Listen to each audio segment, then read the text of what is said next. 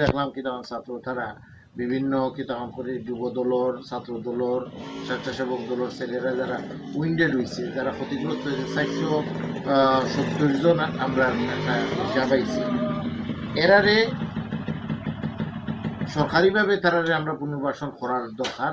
সাথে সাথে যে জিনিসটা হলো আমরা কৃতজ্ঞতাটা আপনারা যে এলাকার যারা আছেন বিএমপি স্মরণ রাখতে চান সালাউদ্দিন রে প্র্যাকটিক্যালি যে কথাটা হইলো সালাউদ্দিন রে কিন্তু আমার করি আমরা স্মরণ রাখতাম, সালাউদ্দিনের ত্যাগটা আমরা স্মরণ রাখতাম। অর্থনৈতিকভাবে সালাউদ্দিন আমরা কিতা দিলা কিতা করছেন এখানে আমরা চাই না, সালাউদ্দিনে যে অবদানটা রাখছে এইটা কিন্তু আমার করি আমরা পাউরিতাম। এটা একটা ইতিহাসও লিপিবদ্ধ থাকতো। হাসিনারে যে লেখান আমরা বিদায় করতে সময় আমরা খুশি হয়েছি সালাউদ্দিনের কোনো খাম করলে তারে সহযোগিতা করতাম, আমরা সবাই খুশি হইতাম। খেয়া গ্রুপও আমরা গেছি কিন্তু হয়েছে এই জিনিসও নাই। কারণ সালাউদ্দিন রে কিন্তু জেলা ইলিয়াস আলী রে অথবা দিনারে গুম করা হয়েছে, হত্যা করা হয়েছে যারা রে কেদান করিয়া এর সালাউদ্দিনও কিন্তু তালিকা তো যাইতে খুব বেশি দূরে আসলা না। হন থেকে যেহেতু ঘুরিয়া আইছো আমরা কিয়ামতের দিন কিতাবান করিয়া দোয়া করিয়া সব দিতাম তারে, আমরা দুনিয়ায় কিতাবান তানরে সাপোর্ট দিতাম, সহযোগিতা করতাম এবং কৃতজ্ঞতাটা প্রকাশ করতাম। আর আজকে আমি আওয়াটা মূলত হইল ও কৃতজ্ঞতাটা প্রকাশ করার, আর কোনটা নেই।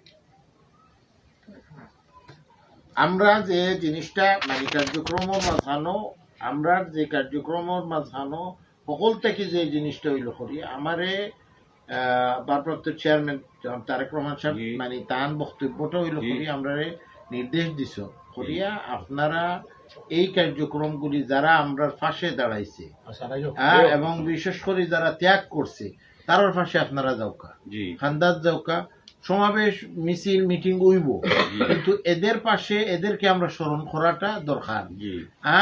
হইতে পারে আমরা কি তখন করিয়া অর্থটা আমরা কি তখন সীমাবদ্ধ সবকিছু আমরা সীমাবদ্ধতা, কিন্তু কৃতজ্ঞতাটা যদি আমি প্রকাশ করবো সালাউদ্দিনের অতখান তৃপ্তি হইব, সালাউদ্দিনুর লান যারাও আছেন তৃপ্তি হইব করি আমরা নেতা জনাব তারেক রহমান সাহেব তারে তানরে স্মরণ করছেন এবং স্মরণ করার মাধ্যমে যে জিনিসটা হয়েছে কিটা ইতিহাসও কিন্তু তারা ওই এলাকার ইতিহাস নেয়, দেশের ইতিহাসও সালাউদ্দিনুল্লাহর মানুষ কি তখন করিয়া অমর হইয়া থাকবা।